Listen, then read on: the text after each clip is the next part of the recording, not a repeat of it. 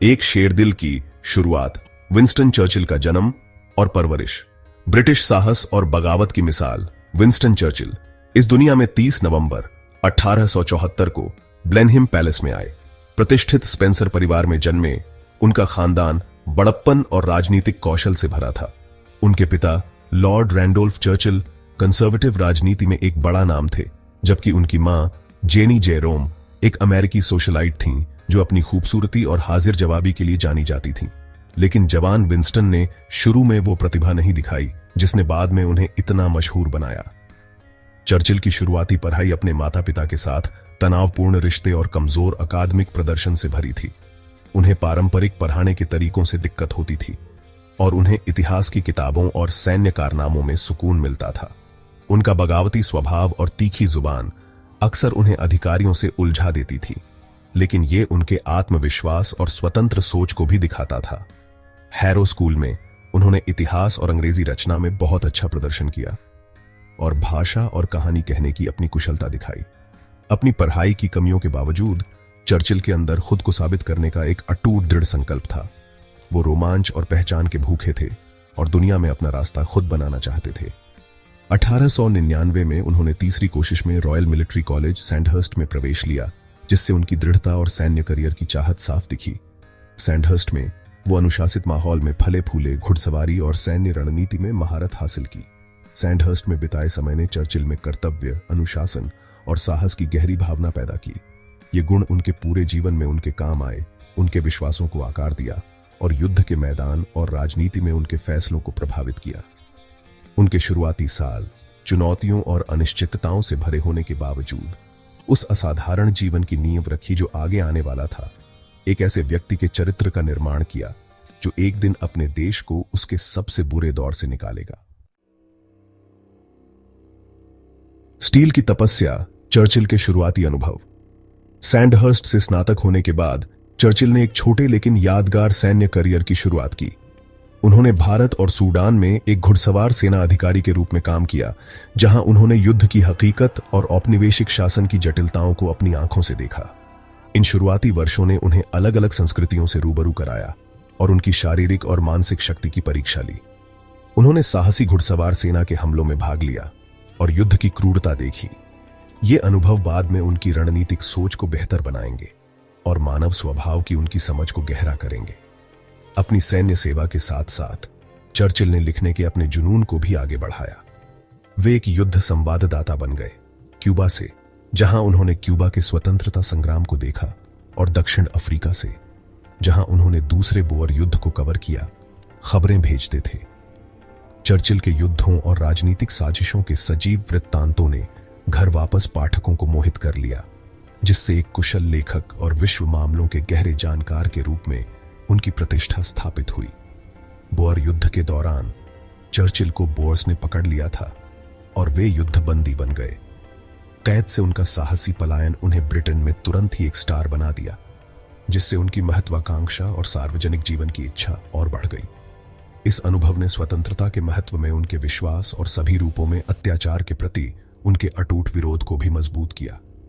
England लौटने पर Churchill ने अपने नए प्रसिद्धि का इस्तेमाल अपने राजनीतिक करियर की शुरुआत करने के लिए किया। 1900 में वे संसद के लिए चुने गए।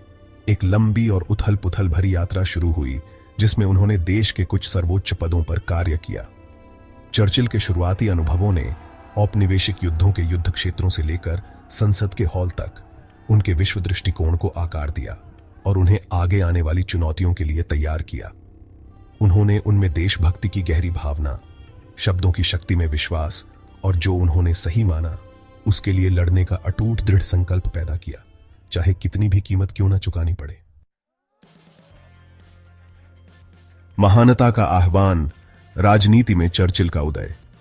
चर्चिल का शुरुआती राजनीतिक जीवन महत्वपूर्ण उपलब्धियों और कड़वी निराशाओं दोनों से भरा था। वे तेजी से कंजर्वेटिव पार्टी में आगे बढ़े, कई मंत्री पदों पर रहे। उन्होंने सामाजिक सुधारों का समर्थन किया और काम करने की बेहतर परिस्थितियों की वकालत की। उनके मुखर स्वभाव ने उन्हें एक विवादास्पद व्यक्ति बना दिया। 1911 में चर्चिल को एडमिरल्टी का पहला लॉर्ड नियुक्त किया गया। उन्होंने रॉयल नेवी के आधुनिकीकरण का निरीक्षण किया। प्रथम विश्व युद्ध के दौरान चर्चिल की तैयारी अमूल्य साबित हुई। इस झटके से निराश नहीं हुए, चर्चिल ब्रिटिश राजनीति में मुखर बने रहे। उन्होंने प्रथम विश्व युद्ध के दौरान पश्चिमी मोर्चे पर सेवा की। युद्ध के बाद वे सरकार में लौट आए। चर्चिल नाजी जर्मनी के उदय के खतरों के बारे में चेतावनी देने वाली एक अकेली आवाज के रूप में उभरे। उनकी चेतावनियों पर ध्यान नहीं दिया गया। इस अवधि के दौरान चर्चिल की राजनीतिक यात्रा जीत और असफलताओं दोनों से चिह्नित थी। सरकार में उनके अनुभव ने उन्हें उस महत्वपूर्ण भूमिका के लिए तैयार किया जो वे निभाएंगे।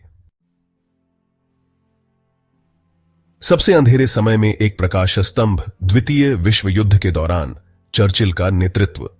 3 सितंबर 1939 को जैसे ही ब्रिटेन ने जर्मनी के खिलाफ युद्ध की घोषणा की, विंस्टन चर्चिल के भाग्य का क्षण आ गया। अभूतपूर्व राष्ट्रीय संकट के समय में प्रधानमंत्री नियुक्त, उन्होंने अपने अटूट संकल्प और जोशीले भाषण से ब्रिटिश लोगों को एकजुट किया। उनके शब्द इतिहास की गहरी समझ और मानवीय भावना की गहरी समझ से ओतप्रोत उस अंधेरे और अनिश्चित समय में आशा और प्रेरणा प्रदान करते थे।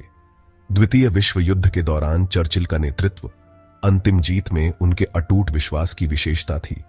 तब भी जब बाधाएं बहुत बड़ी लगती थीं, उन्होंने हिटलर के साथ बातचीत करने से इनकार कर दिया, यह समझते हुए कि तुष्टीकरण ने केवल नाजी शासन को प्रोत्साहित किया है। इसके बजाय उन्होंने ब्रिटिश लोगों को अपनी पूरी ताकत से नाजी आक्रमण का विरोध करने के लिए प्रेरित किया। उनके प्रतिष्ठित भाषणों, जैसे कि हम समुद्र तटों पर लड़ेंगे और यह उनका सबसे अच्छा समय था, ने राष्ट्रीय एकता और उद्देश्य की भावना पैदा की।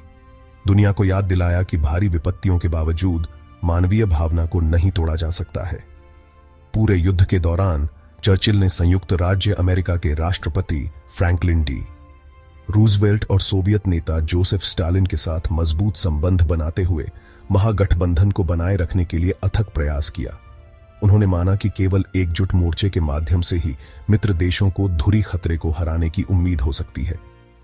चर्चिल के कूटनीतिक कौशल, उनकी रणनीतिक दृष्टि के साथ यूरोप में जीत हासिल करने और अंततः मानव इतिहास के सबसे घातक संघर्ष को समाप्त करने में महत्वपूर्ण साबित हुए।